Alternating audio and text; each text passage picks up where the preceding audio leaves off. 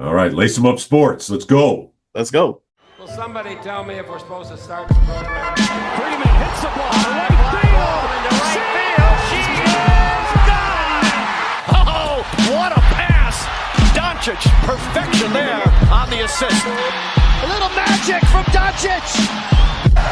Stafford takes the shoulders, takes a shot downfield. It is caught by Nakua. He picked him on his shoulder and made the catch. One of a kind player. One of a kind season. Shohei Ohtani starts the 50-50 club. Dumping in on the count. LeBron James at the buzzer. This game's in the Admiral refrigerator. The door is closed, the lights out. Butter's getting hard, the eggs are cooling, and the jello is jiggling. What is up, everybody, and welcome to the LA Sports Roundup Podcast. I'm your host, Mike Andrade, sitting here recording live Thursday, April 9th, 2026. That godly voice you heard at the beginning of the podcast, well, that godly voice is none other than Dodgers PA announcer Todd Lights. Todd was gracious enough for him to come on for us to interview him on the LA Sports Roundup podcast that was released on Wednesday. Guys, he was on for 50 minutes just talking about his career, his upbringing, where he's from, his experience with the Dodgers, and much, much more. A fascinating interview for all Dodger fans, for anyone that's interested in sports broadcasting.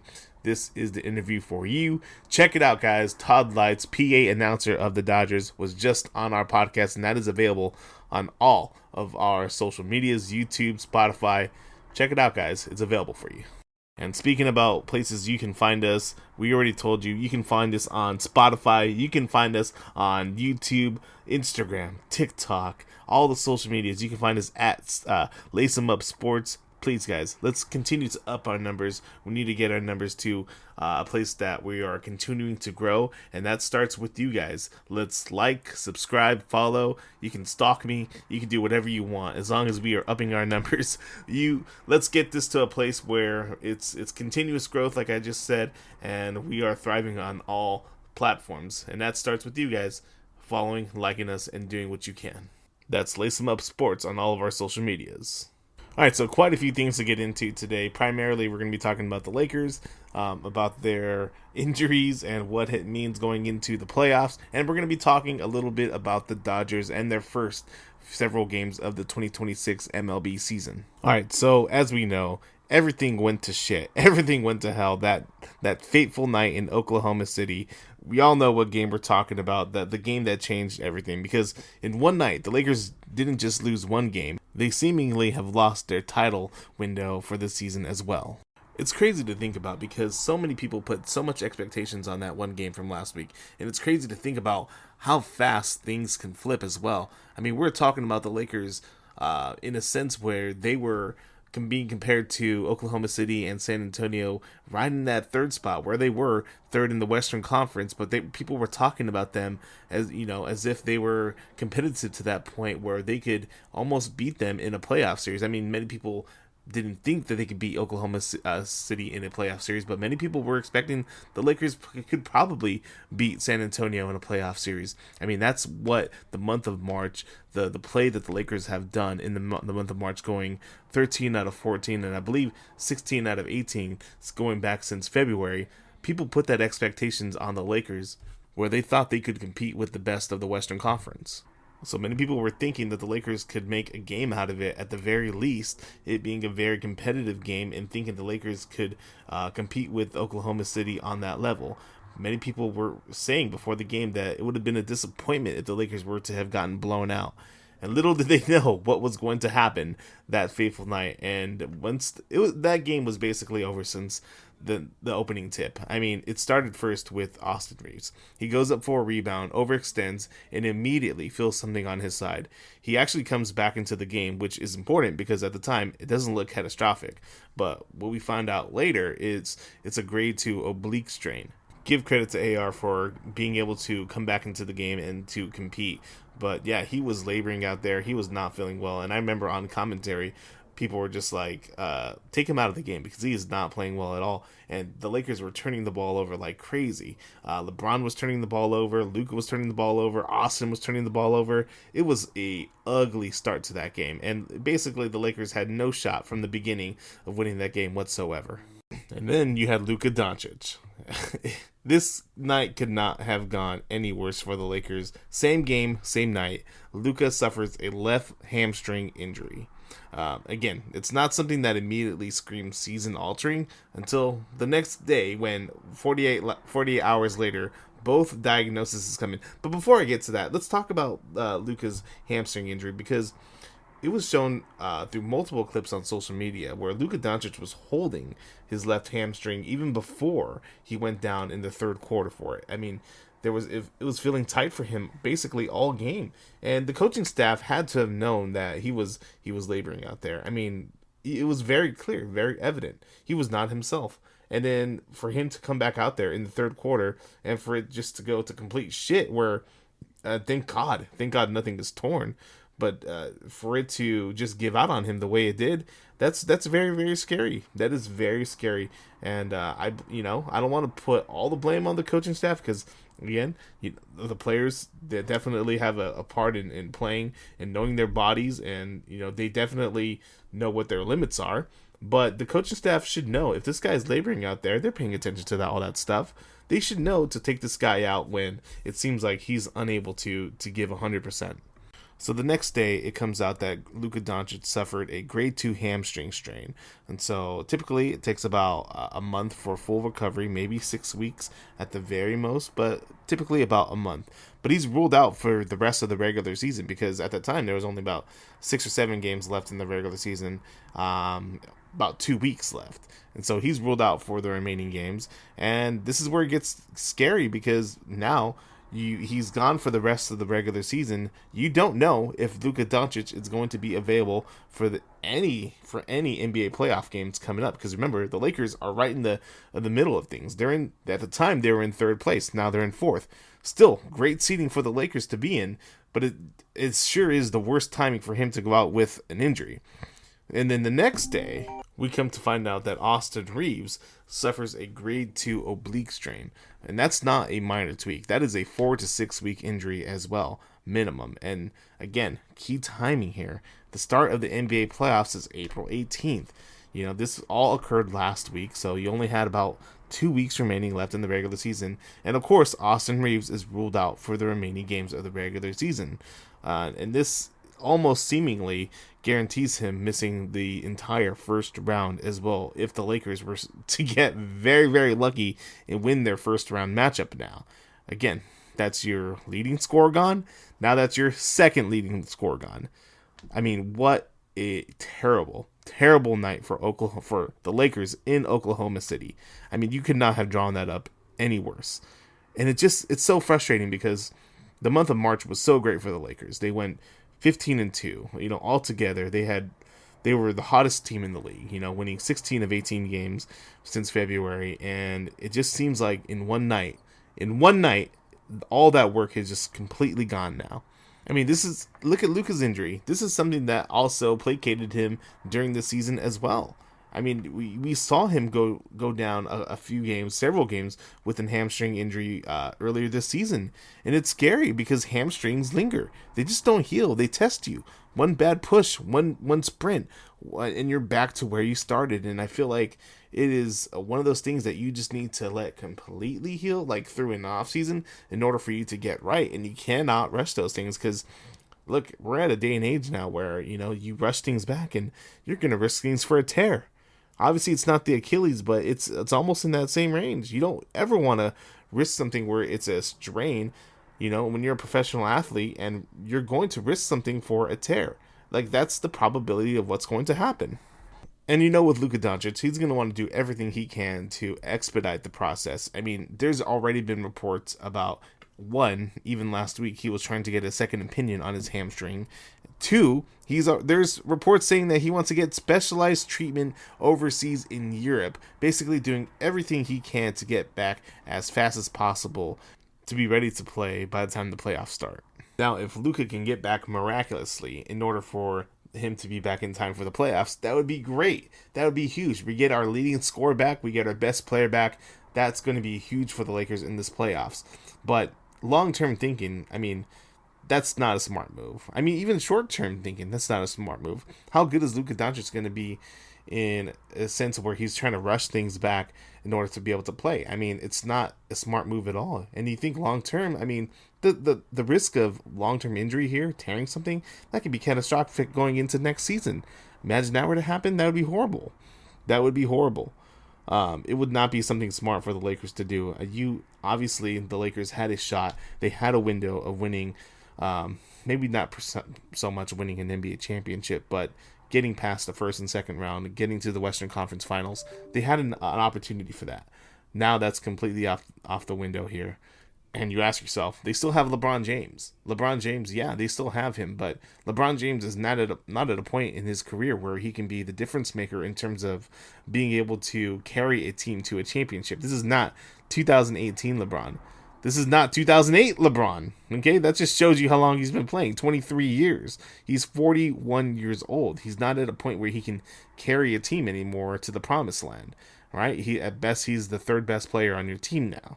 Okay, it's not a situation where LeBron James can just put on the cape and carry the team on his back like the way Kobe Bryant used to do for us. That's not in the realm of possibility anymore. LeBron James can't do that with his teams anymore. He used to be able to do that. You know, look at those 2018. Look at that 2018 Cavs team. I mean, it was basically him by himself, right? You know, he's the one that got Cleveland a championship. You know, even though he had Kevin Love and Kyrie Irving, but that was all him, right? That's not LeBron James anymore. LeBron James is a very, very, very all-star caliber player that can be a contributor on your team. And look at what he was doing when we were healthy in March. You know, he was the third best player on this team. He was facilitating. He was getting guys open looks. He was controlling things in the way he's able to do it on the floor right now in a way that was productive for the Lakers. But now, all that's off the window because the Lakers are going to need him to be the number one guy. And when you're depending on LeBron James to be the number one guy at 41 years old, it's not going to get you anywhere. So, as I am recording this, the Lakers have 3 games left of the regular season. They play tonight against the Golden State Warriors, which LeBron James is expected to play in. He sat out the previous game against the Oklahoma City Thunder, in which we got absolutely shellacked again. If you guys go to my TikTok, I made a little funny little TikTok about it with the song Big Girls Don't Cry. Go ahead. That's a little plug for our TikTok there at Lace 'em Up Sports. But the Lakers are expected to play with LeBron James tonight against the Golden State Warriors. They play tonight against the Warriors and then tomorrow against the Phoenix Suns. So a back-to-back. I think they're on the road today and then they're at home tomorrow. That is Friday. And then it's the regular season finale against the Utah Jazz. And so the Lakers currently sit at 4th place in the Western Conference. It would be nice for the Lakers to get one of these victories to get to just solidify themselves between 4 and 5. I mean, hopefully they can get 2. I mean, Jesus. I mean, we still need wins here. I know we're playing G League guys at this point. I mean, it was the entire G League team playing against the Oklahoma City Thunder a couple of nights ago, and it was crazy to watch. But man, we do need at least 2 victories out of the next 3 games, and I think we can get it. I think we can get it if LeBron James is playing and we have some reassurance guys like a Vanderbilt, like a Marcus Smart, hopefully that is coming back soon. You know, he's also been out, which the Lakers have been missing him. They've been missing his defensive tenacity. They've been missing his ball handling out there and key smart, no pun intended, smart passing out there. They've been missing him out there, and he is a pivotal player on this team. So hopefully he's able to come back soon within the next couple of games. I think they could beat the Warriors tonight. You know, the Suns will be a problem, but they could also definitely beat the Utah Jazz this upcoming Sunday. And that's going to be it for the regular season. You know, the Lakers are not going to be in the NBA play-in tournament, which is a godsend. They're going to have some time to rest here. But who knows what the playoffs are going to look like in terms of availability for the Lakers. It's just going to be up in the air. And most importantly, we are in the playoffs, but expect that Austin Reaves and Luka Doncic are not going to be able to play in the first round for the Lakers, and it's going to be up to LeBron and the other cast of characters out there, like a DeAndre Ayton, to really just step up in a way where we really, really need them. I mean, look, it hasn't really been pretty for guys like DeAndre Ayton and, some other pivotal guys ever since the injuries. They kind of taken a step back, but this is where we need them. This is where we need them to step up. And if the Lakers have any shot of winning their first round series, whether we have home court or whether we're on the road, it's going to be pivotal for these guys to step up. Now, quickly, I want to get into head coach JJ Redick's comments about extending this season. He basically said this season is no longer about the seeding. It's about extending the season long enough for Luka and Reaves to come back. And he said that's the entire strategy now. Win ugly, steal games, survive the first round if you can. Because if you can get both those guys back, then that changes everything.